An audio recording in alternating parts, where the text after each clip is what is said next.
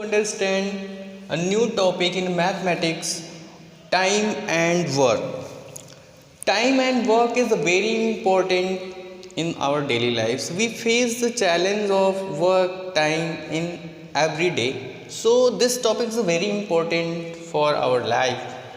So first rule of general rules of this topic, time and work. If you do any work and you take time. If you study, do you take time? Do you any work, you take time. So without time you don't do any work. So this topic is a very understanding, very useful to our life. First rules of if A can complete a piece of work in n days, then is 1 day's work is equal to 1 upon n. I write here a rule of this topic. If A can complete a piece of work in n day, then A's work of 1 day work क्या होगा? So यहाँ पे write A complete a piece of work, A किसी work को complete कर रहा है n days में. ठीक है, n डेज में ए किसी वर्क को कंप्लीट कर दे रहा है n डेज में. सो ए 1 डेज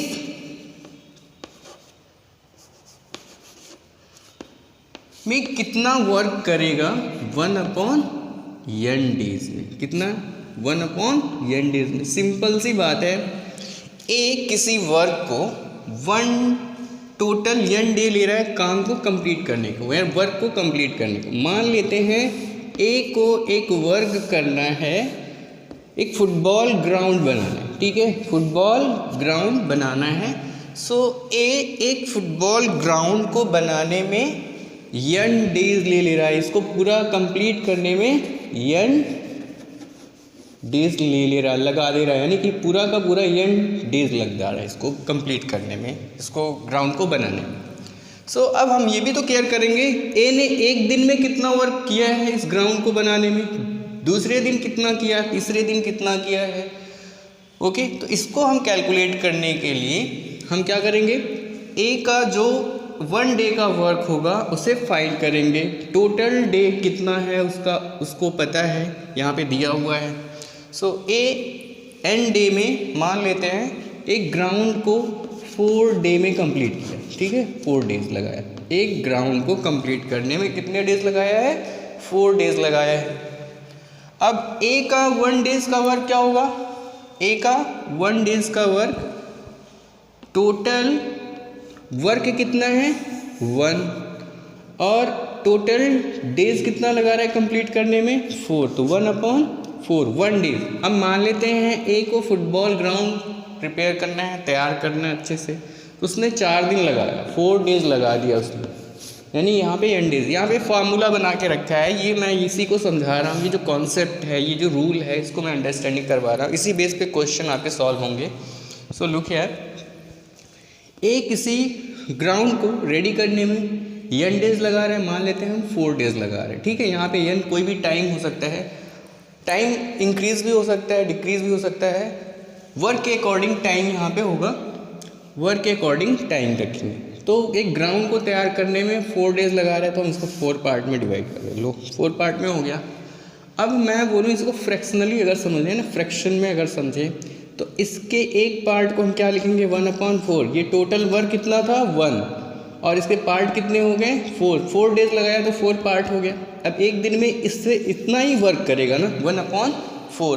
तो यहाँ पे वही वर्क, ए किसी वर्क को, ए एक वर्क को, तो यहाँ पे लिखता हूँ मैं ए 1 वर्क को n डे में कंप्लीट कर दे रहा है. तो ए 1 डेज में कितना वर्क कंप्लीट करेगा? 1 upon n. So same example मैंने लिया यहाँ पे. सपोज ए 1 वर्क को 4 डेज में कंप्लीट कर रहा है, यानी कि एक फुटबॉल ग्राउंड इसे तैयार करना है. सो ए 1 डेज में कितना वर्क करेगा, उस फुटबॉल ग्राउंड को कितना तैयार कर देगा एक दिन में, 1 डेज में। तो 1 डे में कितना कंप्लीट करेगा, 1/4। मैंने अभी बताया एक काम को वो 4 डेज में कर रहा है, तो एक डेज में कितना करेगा, 1/4। अगर ये इसको 5 डेज में करता तो हम क्या लिखते हैं, इसके 5 पार्ट बनाते, तो 1/5 लिख देते हैं। एक पार्ट को कंप्लीट करने में 1/4 डेज लगेगा। अगर दूसरे दिन कंप्लीट करेगा तब भी उतना ही काम करेगा, लेकिन अब यहाँ पे 2 डेज हो गया ना। फर्स्ट डेज में वो 1/4 कर रहा था, तो सेकेंड डेज में कितना करेगा, 1/4 करेगा। टोटल मिला के कितना हो जाएगा, 1/4 और 1/4 को ऐड करेंगे, 1/4 प्लस 1/4 इज इक्वल टू 2/4, यानी कि 1/2, हाफ। अब आधा काम कर देगा। अब यहाँ पे सिंपल सी बात है, समझना। एक दिन में वो पूरे होल वर्क को उसका एक पार्ट कंप्लीट कर दिया, ओके। दूसरे दिन तो जब पहले दिन वो कंप्लीट करेगा तो क्या होगा, 1/4 हो जाएगा, मैंने पहले दिन का लिख दिया। सेकेंड डेज का अगर बात करें तो वो 2 पार्ट कंप्लीट कर देगा। पहला तो किया है, दूसरा भी करेगा, एक एक पार्ट डेली कर रहा है, तो फिर 1/4 कर दिया। अब पूरे वर्क का कितना वर्क कंप्लीट हो चुका है आप देख सकते हो, अभी हाफ रिमेन है, हाफ कर दिया। पूरा करना है इसको, आधा कर दिया 2 दिन में, आधा करेगा 2 दिन में, ठीक है, 2 डेज में। तो यहाँ पे 2 हाफ डेज हो गए, हाफ वर्क 2 डेज में करेगा। फिर थर्ड डेज में, तीसरे दिन कितना काम करेगा वो, अब यहाँ पे भी तो 1/4 हो गया। अब तीनों को जोड़ लीजिए, अभी ये 2 को ऐड किया था तो हाफ आ गया था, 3 को इसको भी ऐड करेंगे तो क्या आ जाएगा, 3/4। 3/4। अगर ये भी काम कंप्लीट कर दे रहा है तो कितना हो जाएगा, 4/4, तो कैंसिल हो जाएगा, क्या मिलेगा, 1। तो वर्क कितना था, एक, उसको एक पार्ट 1/4 डेज में, दूसरा पार्ट 1/4 डेज में किया, लेकिन दोनों को हम मिलाएंगे तो कितना हो जाएगा, हाफ। तीसरा किया तो 3/4, और ये भी कर देगा चौथा पार्ट, तो 4/4 डायरेक्टली 1 आ जाएगा आपका, ठीक है। तो यहाँ से इस कंटेंट को समझेंगे, यहाँ रूल को समझेंगे। If A can complete a piece of work in a day, then is 1 day's work 1/n। इसी बेस पे हम क्वेश्चन को सॉल्व करेंगे। एक क्वेश्चन लेते हैं एग्जाम्पल, मैं इसको इरेज कर देता हूँ। ये जनरल रूल्स आप रिमेंबर रखिएगा। मैं फार्मूले में यहाँ पे जो रूल है, यहाँ पे 1/n कैसे आया ये समझाया मैंने आपको। तो क्वेश्चन राइट करते हैं, एग्जाम्पल लेते हैं। एक एग्जाम्पल लेते हैं। A can do a piece of work, A can do piece of a work is 20 days. कितने डेज में काम कर रहा है, 20 डेज में कंप्लीट कर रहा है एक वर्क को, ठीक है। कितने वर्क को, 1 वर्क को। एक ए 1 वर्क को 20 डेज में कंप्लीट कर दिया। फिर नेक्स्ट, तो 1 डे का वर्क बताइए, ए 1 डे में कितना वर्क करेगा, 1 डे वर्क ऑफ ए 1/20, कितना हो जाएगा, 1/20। कैसे, ए किसी वर्क को कितने डे में कंप्लीट कर दे रहा है, 20, तो इसके कितने पार्ट हो जाएंगे, 20 पार्ट कर दो इसके। अब एक दिन में वो कितना कंप्लीट करेगा, 1/20। समझ आया ये कॉन्सेप्ट, 1/n। तो ये 1 डे का वर्क हो जाएगा, 1 डे का वर्क हो गया। तो ऐसे कर करके वो कितना दिन काम करेगा, 20 डेज। 20 डेज में क्या करेगा, ये पूरे काम को कंप्लीट कर डालेगा, ओके। सो 1 डे का अगर आपको पता हो गया, ठीक है, तो आप कितने भी 4 दिन में वो कितना काम करेगा। अगर एक 1 डेज में 1/20 कर रहा है तो 4 डेज में कितना करेगा, 4 डेज में क्या करेगा। तो यहाँ पे आपको क्या करना है, 1/20 मल्टीप्लाई बाई 4, तो 4 1 जा 4, 4 5 जा 1/5, 1/5 पार्ट वर्क का कंप्लीट कर देगा, okay. So this concept is very easy. Next rule,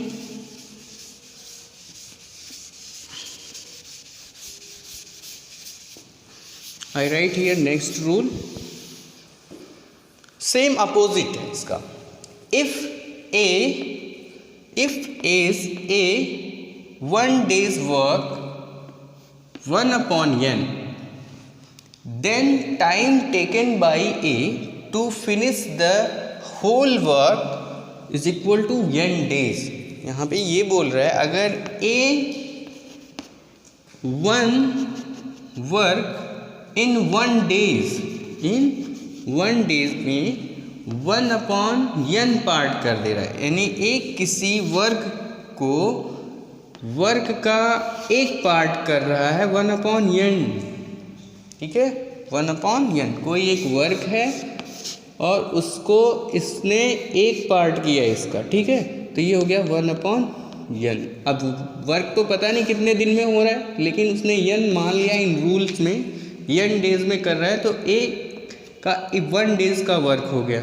अब वर्क पूरे दिन में कैसे करेगा, तो यहाँ पे होल वर्क, पूरा वर्क कितने दिन में करेगा, तो ए होल वर्क।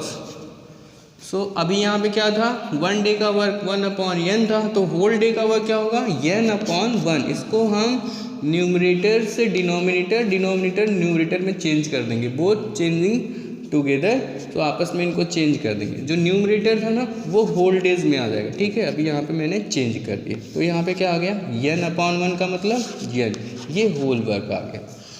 सिंपल सी बात है। यहाँ पे कभी एक किसी काम को n डे में कर रहा था, तो 1 डेज का वर्क निकालने के लिए हम क्या करते थे, 1 में पूरे डेज से डिवाइड कर दे रहे थे।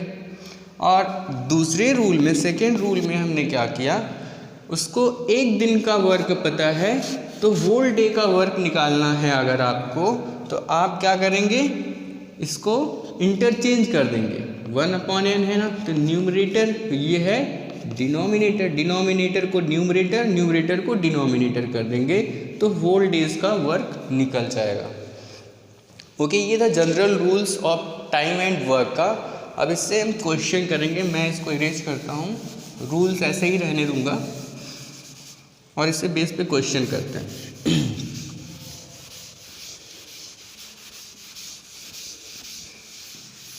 सो फर्स्ट इसके अकॉर्डिंग क्वेश्चन देखते हैं।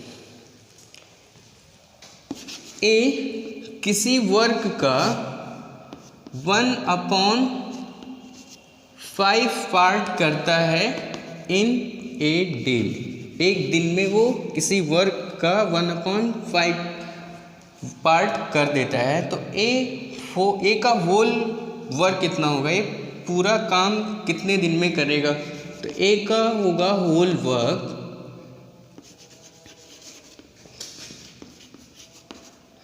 मैंने कहा था न्यूमरेटर को डिनोमिनेटर को न्यूमरेटर कर देते, तो 5 upon 1 मीन्स 5 डेज। टोटल कितना डे लगाएगा वो, 5 डेज लगा देगा। सो मैं भी इस पे रिलेटेड क्वेश्चन आपको बता दिया। सो ऐसे ही सिंपल करना, सिंपल क्वेश्चन आपको मिलेंगे।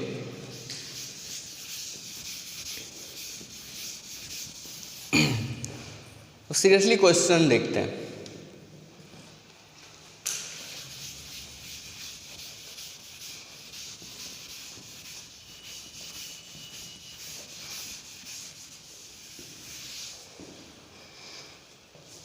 The question is A can do a piece of work if 20 days, A किसी वर्क को 20 डेज में कर रहा है, ठीक, and B do the same work 30 days. Simple सी बात है, ए किसी वर्क को 20 डे में कर रहा है और बी इसी वर्क को 30 डे में कर रहा है, ठीक है। ए एक वर्क है, सेम वर्क,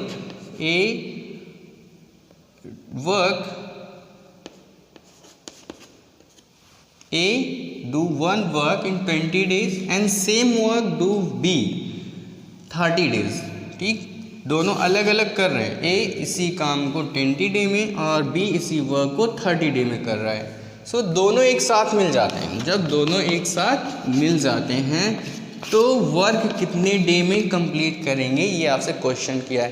तो मैंने आपको रूल्स बताया, पहले आप सबका एक एक डेज का वर्क निकाल लीजिए। अब ए का फर्स्ट डे का वर्क, एक दिन का कार्य कितना होगा, वर्क कितना होगा, ए का फर्स्ट डेज वर्क क्या होगा, इज,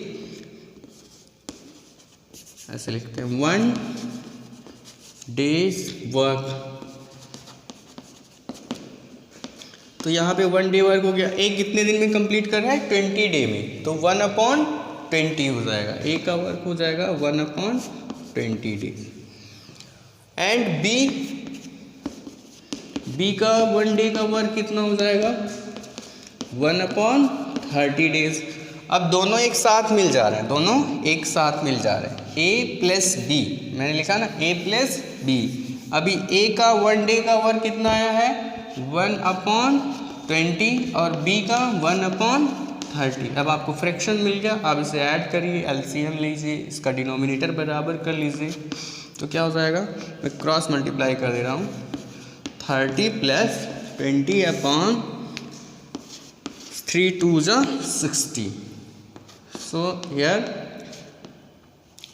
50/60, सॉरी 1 0 है, कर देंगे, 0 से 0 कैंसिल हो जाएगा, 5/60। दोनों एक साथ काम कर रहे हैं, तो दोनों का एक डेज का वर्क हो गया, एक दिन में दोनों मिलके 5/60 वर्क करेंगे किसी वर्क का। सो ए का 1 डे का वर्क होगा 1/20 एंड बी का 1 डे का वर्क होगा 1/30 एंड दोनों का 1 डे का वर्क होगा 5/60 एंड होल वर्क। अब सेकेंड रूल, इसमें क्या लगाना है, सेकेंड रूल, ये है डिनोमिनेटर और ये है न्यूमरेटर। तो जब भी होल वर्क निकालना हो ना, तो आप फ्रैक्शंस को चेंज कर दीजिए, 60/5। तो अब कितने दिन में करेंगे, और भी रिड्यूस हो सकता है, 5 1 × 5, 5 1 × 5, 5 2 × 10, 12 डेज। कितने डेज में हो गया है, 12 डेज। आप यहीं पे इसको रिड्यूस कर सकते थे। अब दोनों का वर्क कितना हो गया, 12 डेज में वो वर्क को कंप्लीट कर देंगे। ओके, सो इससे रिलेटेड मैं क्वेश्चन दूंगा, आप करिएगा सेम टाइप क्वेश्चन।